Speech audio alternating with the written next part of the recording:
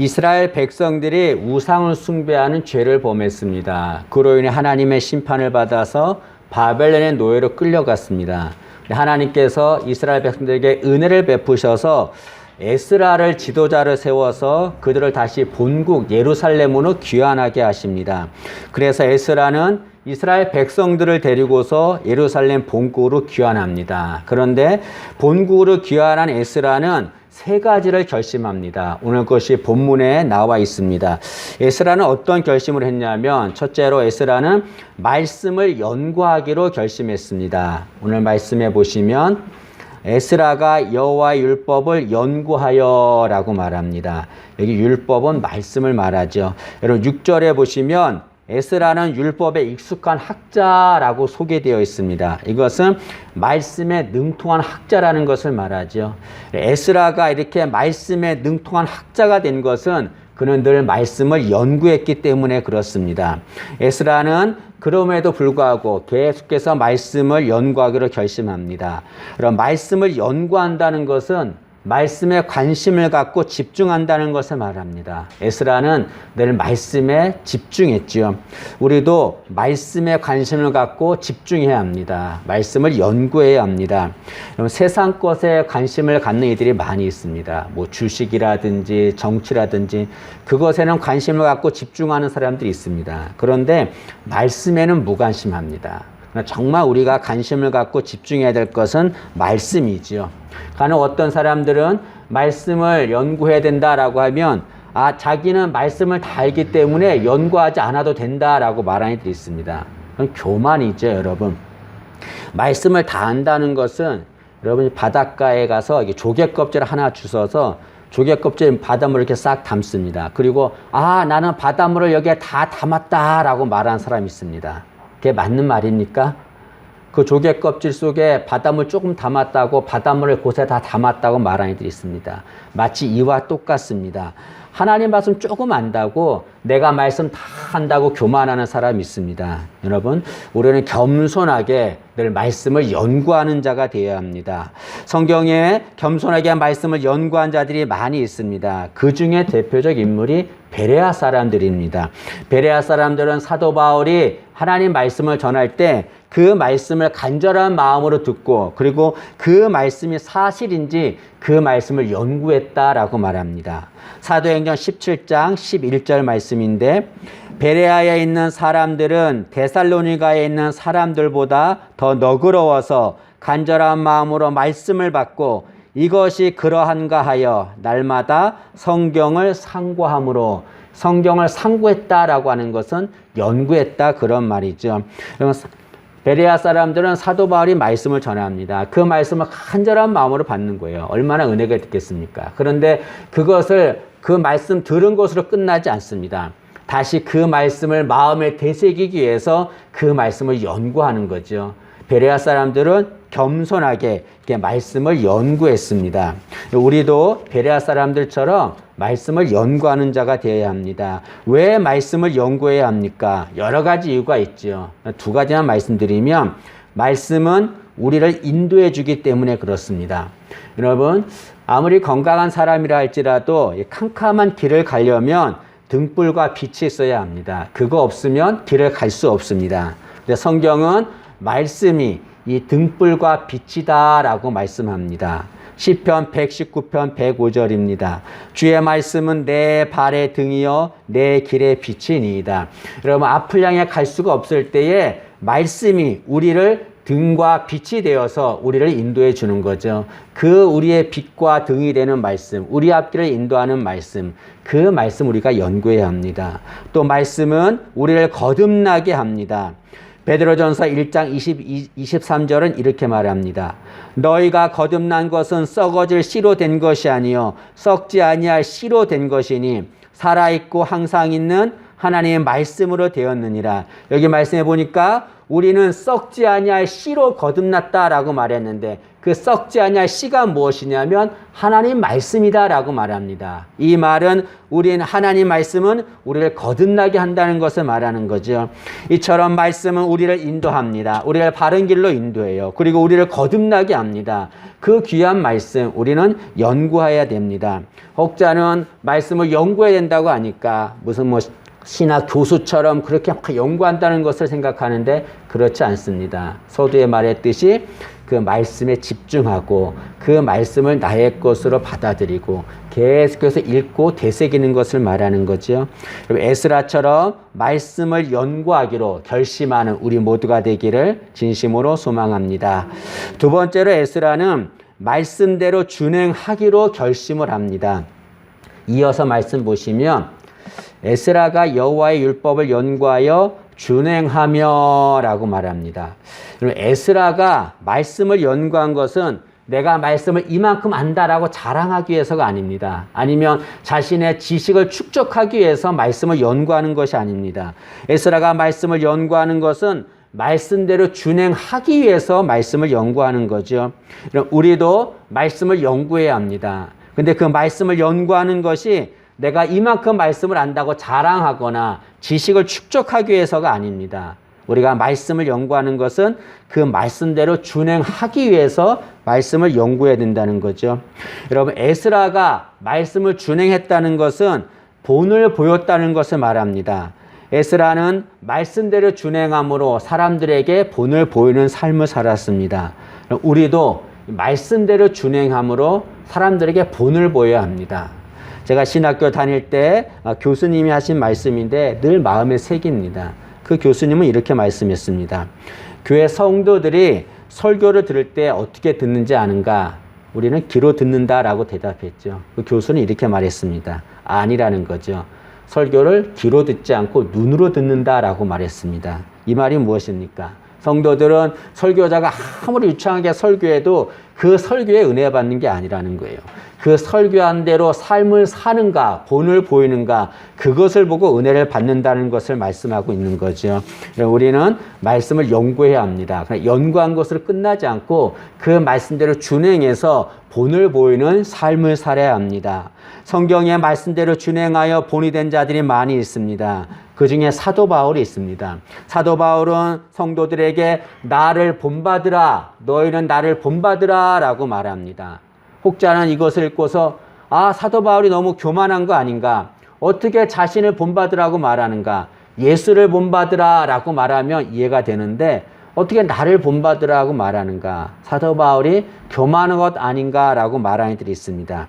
그러나 사도 바울이 나를 본받으라고 말할 수 있었던 것은 그는 말씀대로 준행하는 삶을 살았기 때문에 그렇습니다. 사도 바울은 예수를 믿고 나서부터 그는 말씀대로 준행하는 삶을 살았습니다. 그리고 담대하게 말하는 거죠. 내가 말씀대로 준행하는 삶을 살아서 본을 보였던 것처럼 너희가 나를 본받으라 라고 말합니다. 우리도 이렇게 나를 본받으라 라고 말할 수 있을 정도로 말씀대로 준행하는 삶을 살기를 진심으로 소망합니다. 그럼 말씀대로 준행하면 복을 받습니다. 성경에 말씀대로 준행해서 복을 받은 사람들이 많이 나오잖아요. 그 중에 대표적 인물이 노아입니다. 인간들이 너무나 타락을 했어요. 하나님께서 홍수로 심판하려고 합니다. 근데 노아에게 말씀합니다. 노아야, 내가 홍수로 심판하는데 그러나 내가 너에게 살 길을 알려주겠다. 그게 뭐냐면 방주를 지으라는 겁니다. 방주를 지으면 심판에서 살아날 수 있다라고 말씀했습니다. 그런데 노아가 하늘을 보니까 비 올 기미가 보이지 않는 겁니다. 이렇게 맑은 날에 방주를 지으면 사람들한테 비웃음을 사겠죠. 그 방주를 짓는 것이 헛수고가 되고 맙니다. 그러나 그럼에도 불구하고 노아는 온 열정을 쏟아서 하나님이 말씀하신 대로 준행합니다. 창세기 6장 22절입니다. 노아가 그와 같이 하여 하나님이 자기에게 명하신 대로 다 준행하였더라 라고 말합니다. 노아는 상황이 좋지 않아도 하나님 말씀대로 준행했습니다. 결과가 어떻게 됐습니까? 홍수 심판이 임했을 때에 방주에 들어간 노아와 그의 가족만 구원을 받았습니다.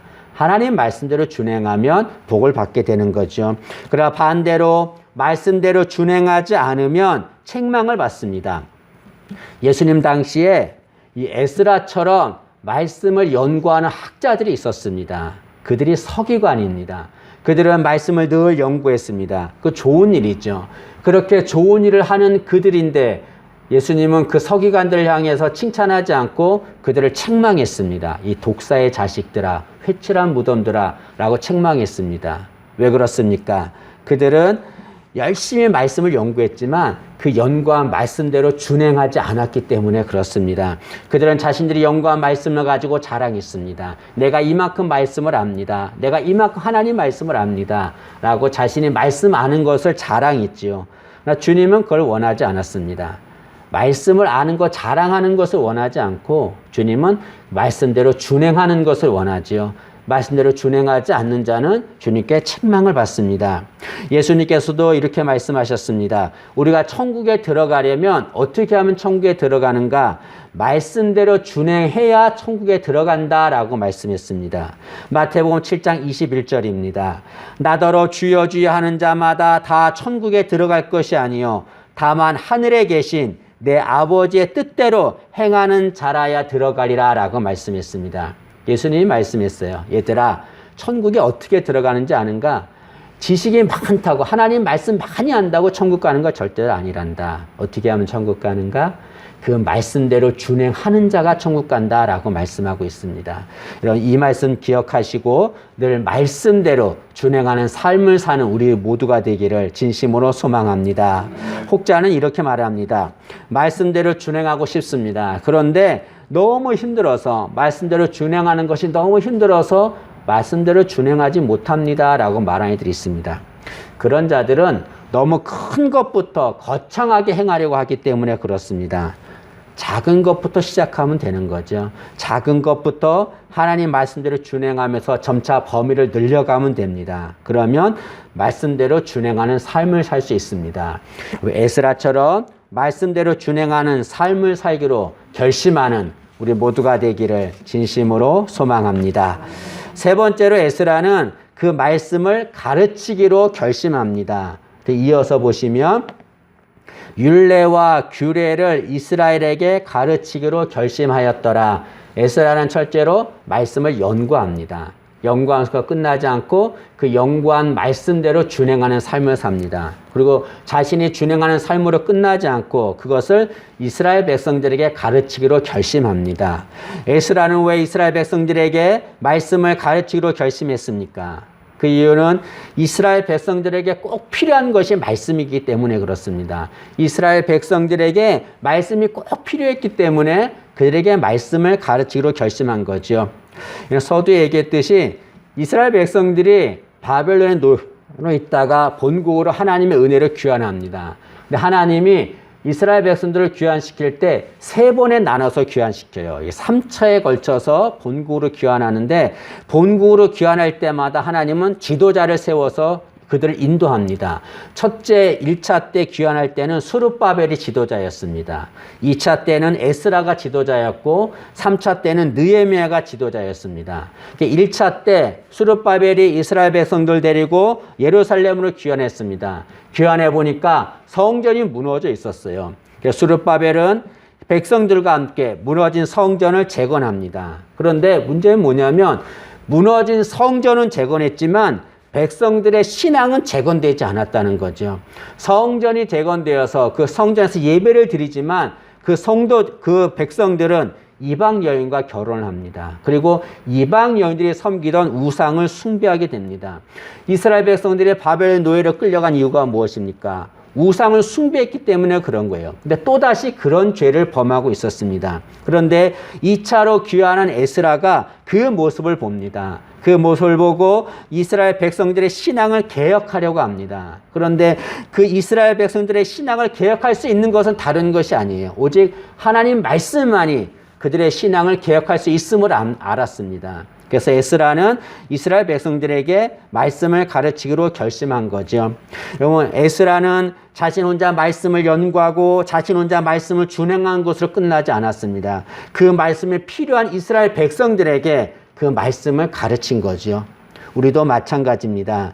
말씀을 나 혼자 연구하고 나 혼자 준행하고 나 혼자 은혜 받는 것으로 끝나서는 안 됩니다. 그 말씀에 필요한 사람들이 있습니다. 그들에게 그 말씀을 가르쳐야 합니다. 여러분 5절에 보면 에스라에 대해서 설명이 나오는데 에스라는 대제사장 아론의 16대 손이다 라고 말합니다. 5절 말씀을 한번 볼까요? 5절 보시면 아비수아의 13대 손이요 비느하스의 14대 손이요 엘르아살의 15대 손이요 대제사장 아론, 모세의 형 아론을 말합니다. 대제사장 아론의 16대 손이다. 에스라는 대제사장 아론의 16대 손입니다. 이런 16대 손이면 수백 년이 넘는 세월이 흐른 겁니다. 그런데 그렇게 오랜 세월이 지났는데도 그 아론 가문에서 에스라 같은 학자가 나옵니다. 그 비결이 무엇입니까? 계속해서 말씀을 가르쳤기 때문에 그런 거죠. 여러분 우리도 가정에서 자녀들에게 하나님 말씀을 계속해서 가르쳐야 합니다. 그 말씀을 가르칠 때에 그 자녀들이 바른 길로 갈 수 있게 되는 거죠. 여러분 말씀을 가르치면 놀라운 변화가 일어납니다. 에스라가 이스라엘 백성들에게 말씀을 가르칩니다. 느헤미야서에 보면 에스라는 새벽부터 정오까지 말씀을 가르쳤다고 그럽니다. 그럼 하루 5시간 이상을 가르친 거예요. 매일 그렇게 가르치는 것은 쉬운 일이 아닙니다. 그럼에도 에스라는 이스라엘 백성들에게 말씀을 가르치기로 결심했고 그 결심대로 말씀을 가르쳤습니다. 그 결과 이스라엘 백성들은 자신들이 잘못한 것을 알았습니다. 이방 여인과 결혼해서 우상 숭배한 것이 잘못된 것을 알았습니다. 그들은 회개하고 자신들이 결혼했던 이방 여인들을 다 내쫓습니다. 우상을 다 물리칩니다. 말씀을 가르치자 놀라운 변화가 일어나게 된 거죠. 그럼 우리 가정의 변화가 일어나려면 말씀을 가르쳐야 합니다. 교회도 마찬가지예요. 말씀이 없는 교회는 절대로 교회라고 할 수가 없습니다. 말씀을 가르칠 때 변화가 일어나게 되죠. 예수님께서는 십자가에 죽으시고 부활하셨습니다. 그리고 나서 부활하신 후에 제자들에게 마지막 명령을 내리십니다. 그 명령이 뭐냐면 말씀을 가르치라는 것이었습니다. 마태복음 28장 20절인데 예수님이 명령하신 것입니다. 내가 너희에게 분부한 모든 것을 가르쳐 지키게 하라 라고 말씀합니다.